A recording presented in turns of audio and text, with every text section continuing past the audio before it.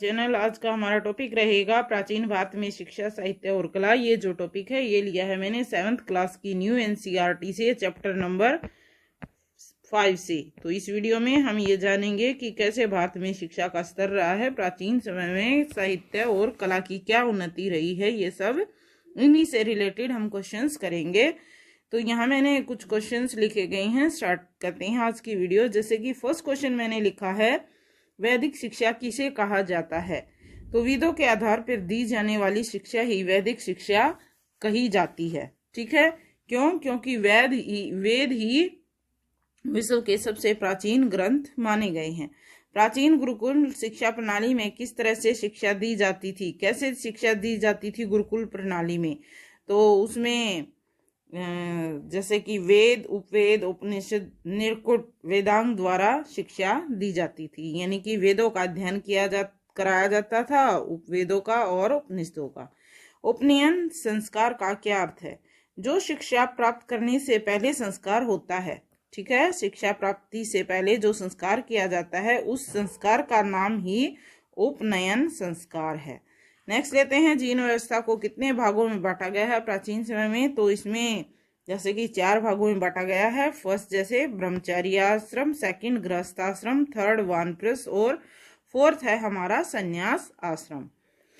Next लेते हैं, प्राचीन शिक्षा का मूल उद्देश्य क्या था? जो पुराने समय में शिक्षा दी जा रही थी उसका उद्देश्य क्या रहा होगा? तो विद्यार्थियों के मन की चंचलता को वश में करना, यानी कि मन चंचल इधर उधर भटकता था तो उसको वश में करना, चित्त वृत्तियों का शोधन करना और चित्त वृत्तियों को शोधना, उनको शोधित करना, राष्ट्र के प्रति प्रेम जगाना, परहित चिंतन, माता पिता और गुरुओं का सम्मान करना, ये सब सिखाया जाता था प्राचीन शिक्षा पद्धति में। यही मुख्य उद्देश्य रहे हैं। प्राचीन शिक्षा पद्धति में आचार्य का क्या स्थान था?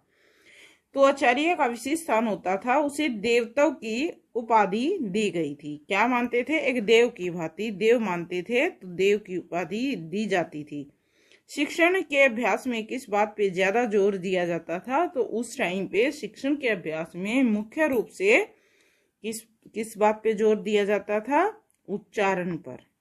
ठीक है, शब्दों के उच्चारण पे जोर दिया जाता। अवकाश कब निर्धारित किया गया था? मीन्स जो अवकाश होती हैं, छुट्टियां, वो बच्चों की या गुरुओं की कब निर्धारित की जाती थी? जैसे कि प्रतिपदा, अष्टमी, चतुर्दशी, पूर्णिमा और अमावस्या को ही अवकाश घोषित किया जाता था। वेदाध्ययन का क्या तात्पर्य था? वेदों का अध्ययन करने का क्या अर्थ था? वेदाध्ययन का तात्पर्य केवल मंत्रों को याद करना ही नहीं था, बल्कि जो वेदों में मंत्र हैं उनके अर्थ को समझना। ठीक है, और अध्ययन के लिए कोई शुल्क नहीं होता था उस टाइम पे। तो ये थी प्राचीन शिक्षा पद्धति। नेक्स्ट लेते हैं, शिक्षा समाप्ति पे कौन सा संस्कार होता था? समापवर्तन। कौन सा संस्कार होता था? समापवर्तन। जैसे कि शिक्षा के आरंभ में कौन सा? उपनयन। तो ये समाप्ति पर। प्राचीन काल में स्त्रियों की शिक्षा की क्या व्यवस्था थी? स्त्रियों की शिक्षा व्यवस्था अच्छी थी। उन्हें भी उपनयन जैसे कि पुरुषों का होता था उसी तरह से स्त्रियों का भी उपनयन संस्कार करना पड़ता था और उच्च शिक्षा प्राप्त करती थी। वे भी उच्च शिक्षा प्राप्त के कारण ही उन्हें ब्रह्मा कहा गया है। ठीक है, क्या कहा गया है? उन्हें उच्च शिक्षा प्राप्ति के कारण ही ब्रह्मा कहा गया है।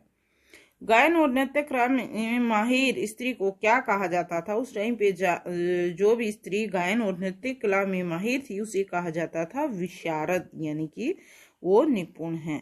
ठीक है, उसने विशारद हासिल की है गायन और नृत्य कला में। उपनिषदों में किन किन ऋषियों की पत्नियों का वर्णन किया गया था? तो इसमें जैसे कि मैत्रेय है। मैत्रेय जो है वो कौन थी?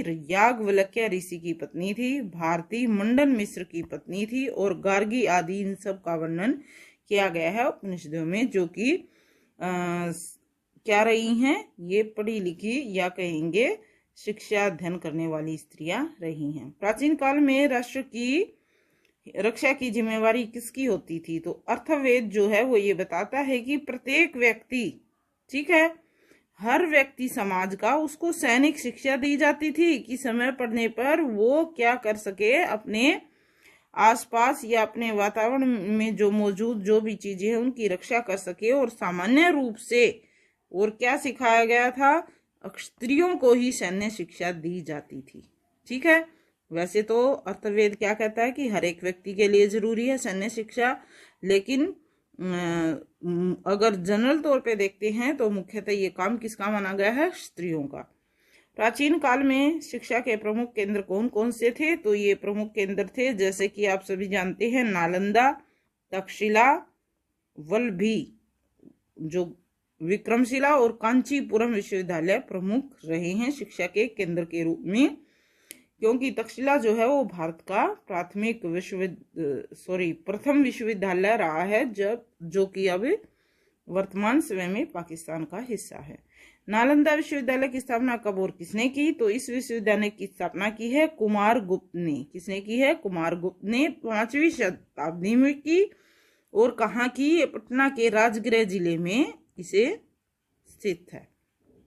नेक्स्ट है, नालंदा विश्वविद्यालय में कितने विद्यार्थी और शिक्षक कार्यरत थे उस टाइम पे, तो ये थे 10,000 विद्यार्थी और 1510 के लगभग शिक्षक थे। तक्षशिला भारत का सबसे पुराना विश्वविद्यालय है। ठीक है, ये जैसे कि ये तक्षशिला के बारे में वर्णन करे, क्वेश्चन यहाँ नहीं है।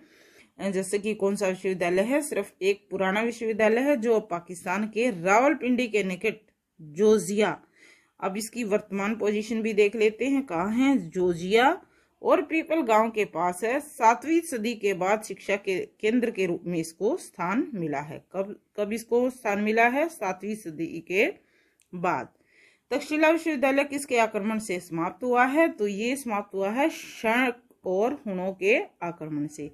तक्षशिला विश्वविद्यालय में किसने शिक्षा ग्रहण की और किन किन विषयों की शिक्षा दी जाती थी। मीन्स इस क्वेश्चन में पूछा गया है कि कौन से आचार्य, कौन से मुनि रहे हैं जिन्होंने यहाँ से शिक्षा ग्रहण की है, तो ये हैं जैसे कि पाणिनि, जो कि व्याकरण के जनक है, चाणक्य अर्थशास्त्र के रचयिता, जीवक आदि ने इसमें शिक्षा ग्रहण की है। कहाँ, तक्षशिला विश्वविद्यालय में। और इसमें क्या सिखाया जाता था, वेद, वेदांत, व्याकरण, आयुर्वेद, ज्योतिष शास्त्र की और चिकित्सा और कृषि की शिक्षा दी जाती थी। वल्लभी जो है, वल्लभी विश्वविद्यालय वो कहाँ पे स्थित है, क्या, कौन सा, गुजरात के भावनगर में स्थित है। वल्लभी विश्वविद्यालय की स्थापना कब और किसने की है, तो इस विद्यालय की स्थापना की है गुजरात में हुई है। जैसे कि इसकी स्थापना और कहाँ हुई है, भावनगर में। तो 5वीं से 8वीं सदी के मैत्रक वंश का जो राज्य क्षेत्र है वो रहा है। और इस वंश के सेनापति ने 470 ईस्वी में इसकी स्थापना की है। किन चीनी यात्रियों ने इस विश्वविद्यालय का वर्णन किया है, तो इत्सिंग और ह्वेनसांग ने इनका वर्णन किया है। इत्सिंग यहाँ पर कितने वर्षों तक रहा है, 3 वर्षों तक। कौन से विश्वविद्यालय की बात चल रही है, वल्लभी विश्वविद्यालय की। वल्लभी विश्वविद्यालय का पतन किस कारण हुआ है या कब हुआ है, तो ये 775 ईस्वी तक चलता रहा। और इसका कारण क्या है, अरबों के आक्रमण से ही इसका पतन हुआ है। किसके, अरबों ने आक्रमण किया है। जैसे कि 772 से अरबी इन्वेस्टमेंट स्टार्ट हो जाते हैं और तभी इसका पतन हुआ है। तो इस वीडियो में प्राचीन शिक्षा साहित्य से संबंधित इतनी ही क्वेश्चंस। नेक्स्ट वीडियो में हम इसके रिमेनिंग क्वेश्चंस करेंगे। So if like my video please share and subscribe my channel. Thanks for watching the video.